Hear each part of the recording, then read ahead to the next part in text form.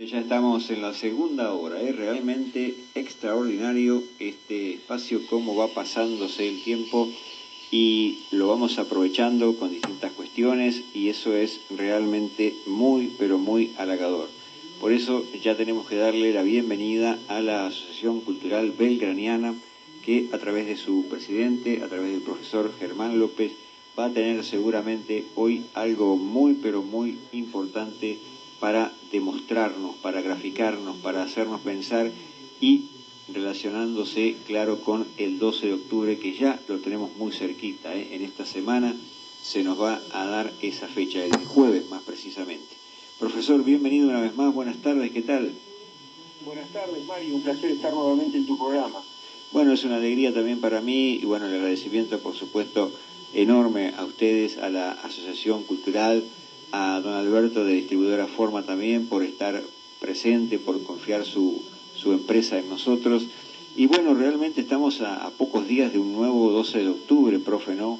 Con todo lo que eso implica. Uno viene de una época donde la versión o la visión que se tenía era bastante uniforme, ¿no? No había espacio para demasiadas dudas o demasiadas segundas opciones. Pero bueno, con el correr del tiempo esto ha ido como cambiando, ¿no? Y ahora hay como varias propuestas en torno a esa fecha. Sí, Mario, realmente sucedió eso, es una fecha muy controvertida, ¿no? El 12 de octubre. Y digo controvertida porque a partir del año 2010, con el decreto que estipula que el 12 de octubre como el Día del Respeto a la Diversidad Cultural, se introduce una idea extraña que tiene una intencionalidad, ¿no? Que busca la fragmentación espiritual y semántica, falseando nuestra propia historia. Es decir, busca balcanizarnos espiritual y idiomáticamente. A un continente que desde México a Tierra del Fuego se encuentra unido por una misma lengua y una misma creencia. Y esto de la mano de gobiernos que se autoperciben provenientes del campo popular. Esta es una corriente ideológica que se ha instalado en los últimos años en todo Hispanoamérica y básicamente lo que hacen es partir de dos falsos presupuestos. Que España fue un imperio racista y genocida, que solo buscó riquezas, esto está muy instalado, es una batalla cultural perdida, y que los indígenas vivían en un paraíso sin conflicto, es la idea del buen salvaje de Rousseau.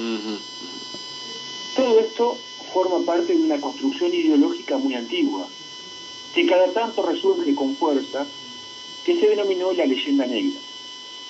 Esto viene de la época de la Reforma Protestante. Un modo de luchar contra la religión católica era denigrar su obra más importante, que fue la obra misional de España en América.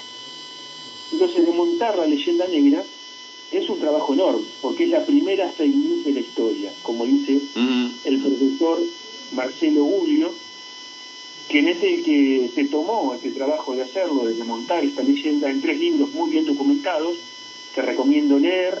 Si ponen Marcelo Guglio en el buscador, van a encontrar sus conferencias. Entonces, hasta hace unos años atrás, en este día se conmemoraba el Día de la Raza. Y lo que se conmemoraba era la síntesis producida por ese encuentro de dos culturas llamado descubrimiento o conquista, ¿no? Belgrano lo llamaba conquista.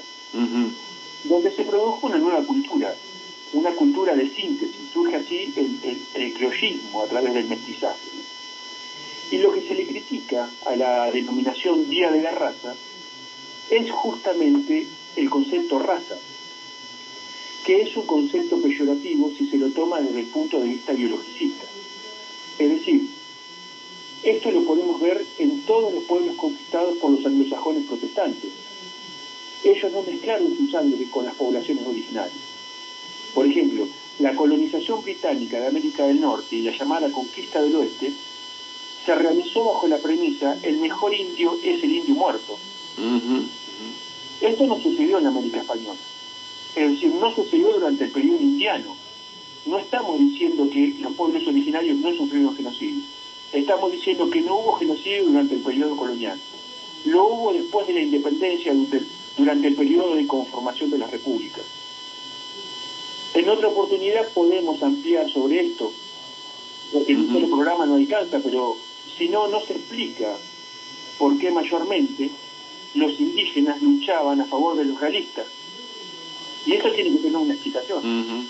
Entonces, El concepto raza en Hispanoamérica no es un concepto biológico, como puede ser en Europa, por ejemplo, con políticas de apartheid como en Sudáfrica. En Hispanoamérica es un concepto espiritual, y ya vamos a ver lo que significa. Esta fecha fue creada por un decreto del presidente Hipólito Yrigoyen, allá por 1917, el cual establecía el 12 de octubre como fiesta nacional, y fue imitado por la mayoría de los países de América, incluyendo Estados Unidos. ¿Y qué decía este decreto?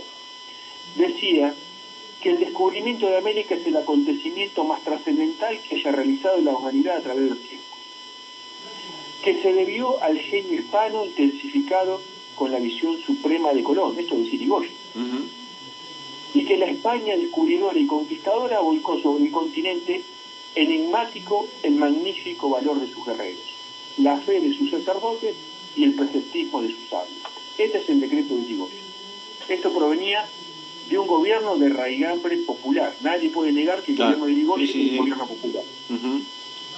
Luego de 93 años de vigencia de este decreto, ratificado por todos los gobiernos democráticos del campo popular también, en el año 2010 se cambia esta designación del Día de la Raza por el Día del Respeto a la Diversidad Cultural.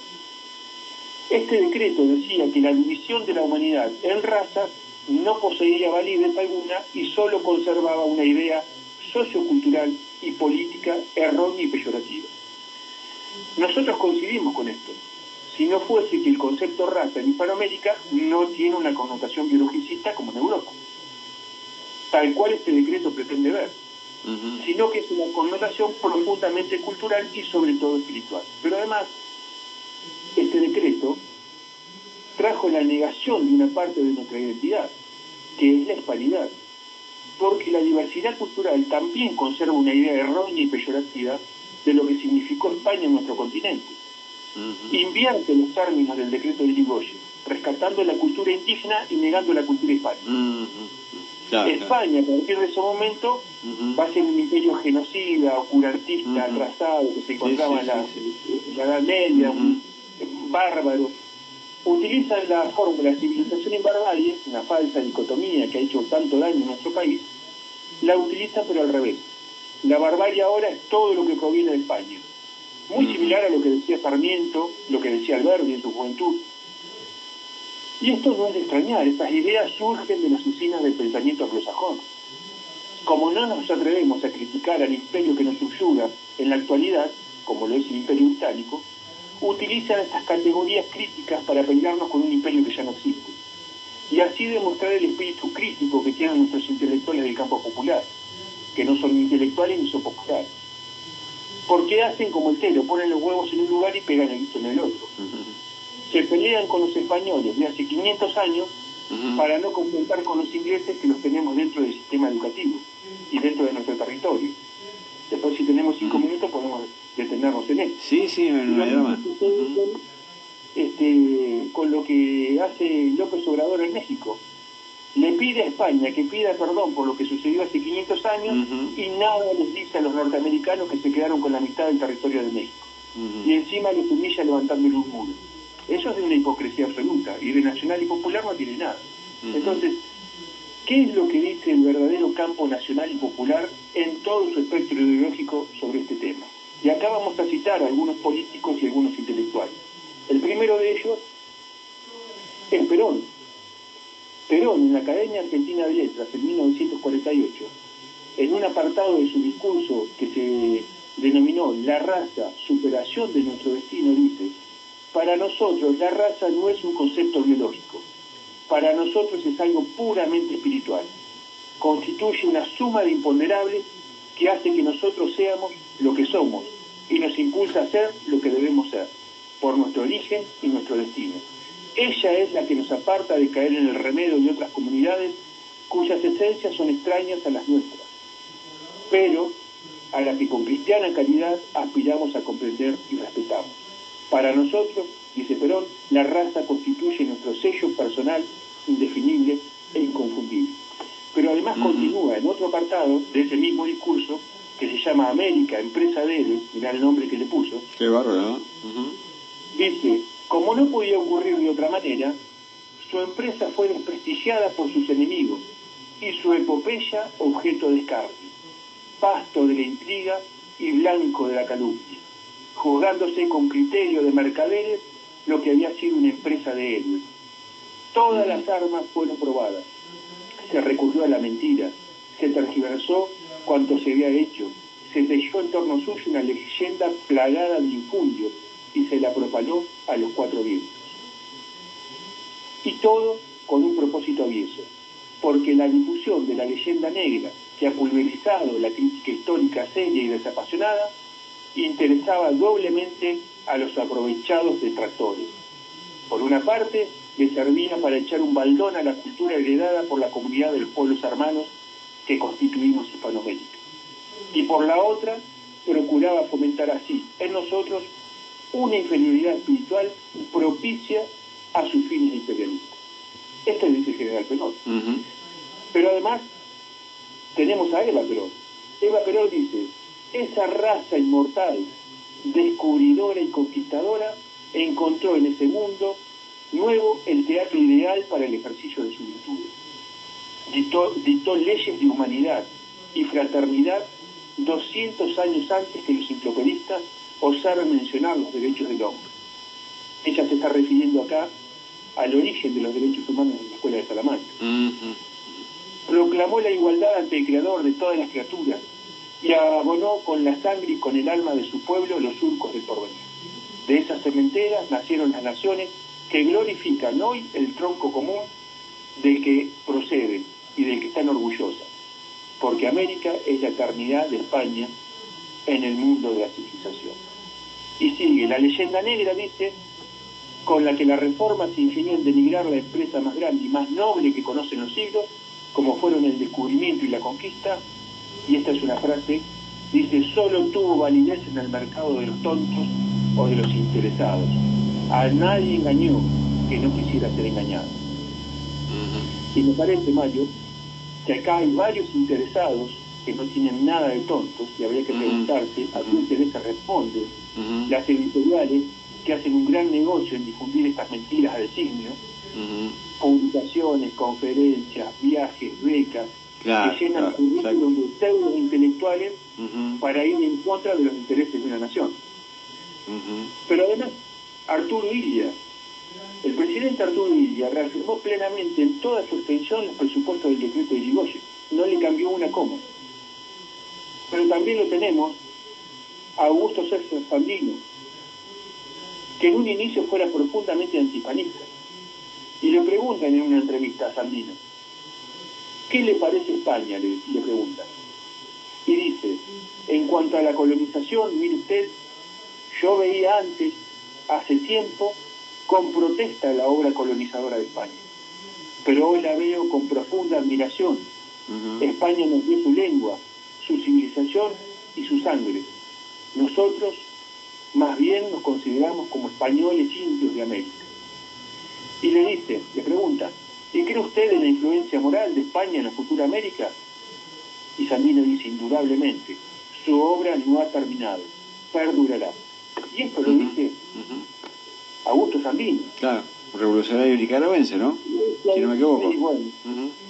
Y bueno, Fidel Castro, en un discurso pronunciado en la cumbre iberoamericana del jefe de Estado en Madrid en 1992, dice, grandiosa fue la hazaña de Colón.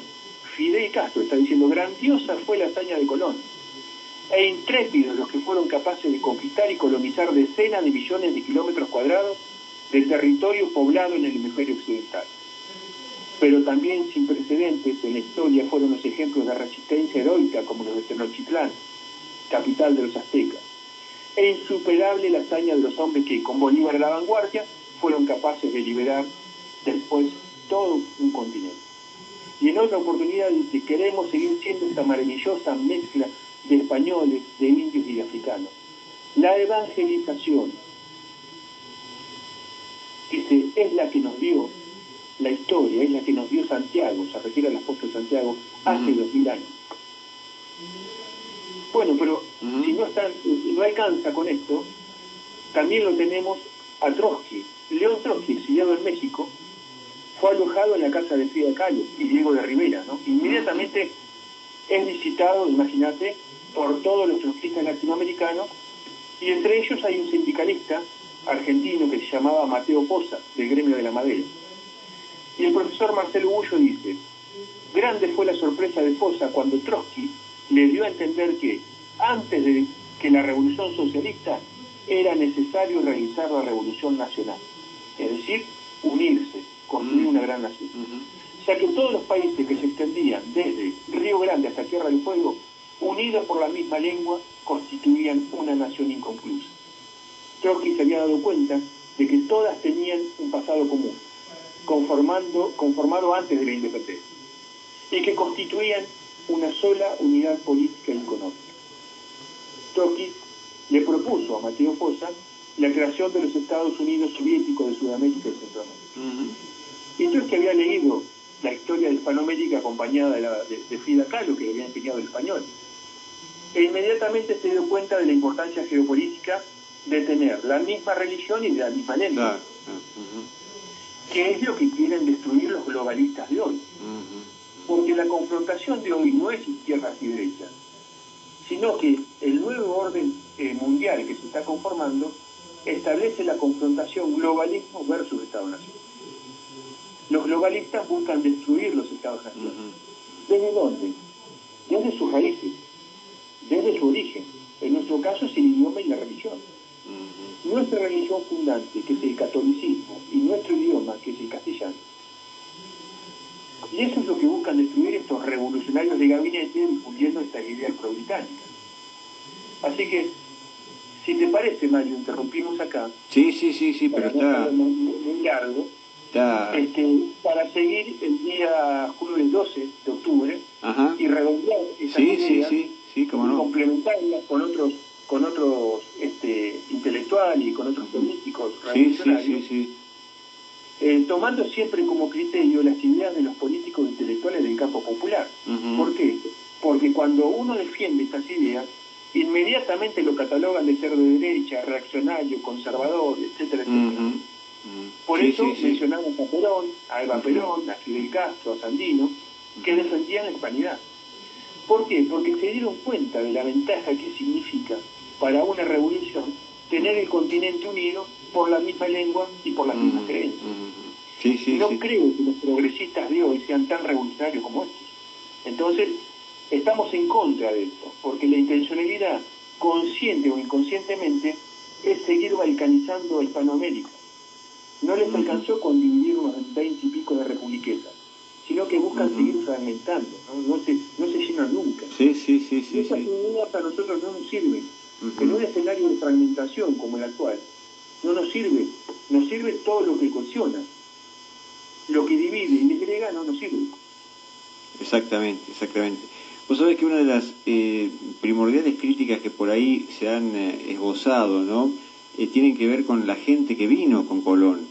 Yo recuerdo a algunos comentaristas hablar de que era como la peor ralea, ¿no?, que había, y bueno, esa es la gente. Y otra de las cuestiones que se han mencionado es la actitud de los misioneros jesuitas, ¿no?, como una especie de inquisidores destrozando todo a su alrededor. Digo, estas cosas han sido algunos, ¿no?, de los elementos, profe, que se han ido machacando.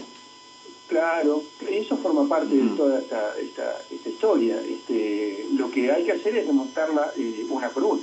Si querés, además, en un próximo programa podemos hablar. Lo vamos charlando. Después, profe, te confirmo bien el horario del jueves, por favor, te voy a confirmar por un mensaje. ¿Puede ser? No hay problema. Bueno. Un abrazo grande, profe, un gustazo haber escuchado esto que vos marcás, y bueno, la seguimos el jueves, entonces, justamente el 12. Cómo no, Mario, muchísimas gracias. Gracias por estar. Gracias.